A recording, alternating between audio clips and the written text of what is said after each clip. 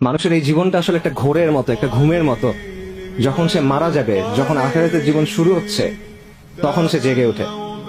এটা ভেবে চিন্তা করেন, আমরা যখন স্বপ্ন দেখি, স্বপ্নের মধ্যে তো অনেক কিছু হয়। স্বপ্নের মধ্যে যখন মানুষ কোনো বিপদ দেখে সে ভয় পায়, স্বপ্নের মধ্যে যখন ভালো কিছু হয় তখন সে খুশি হয়, এবং স্বপ্নের মধ্যে মনে হয় কত ঘটনা ঘটতেছে অনেক সময় নিয়ে। কিন্তু যখন আপনি ঘুম থেকে উঠেন, তখন দেখবেন স্বপ্নের কথা আর মনে থাকে না, আচ্ছা আচ্ছা অল্প কিছু মনে থাকে, এবং মনে হয় এটা তো অল্প একটা সময় ছিল। তো এই দুনিয়ার জীবনটা এরকম, আপনি ঘুমায় আছেন, মৃত্যুর পর আপনি উঠবেন। যেটাকে আজকে আমার কাছে সবচেয়ে গুরুত্বপূর্ণ মনে হচ্ছে, কবরের জীবনের সময় মনে হবে যেটা কিছু ছিল না।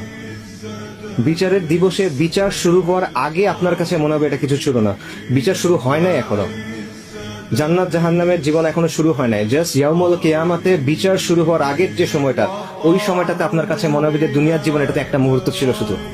কিন্তু এখন আমরা সবকিছু ভুলে এই জিনিসটা নিয়ে চিন্তা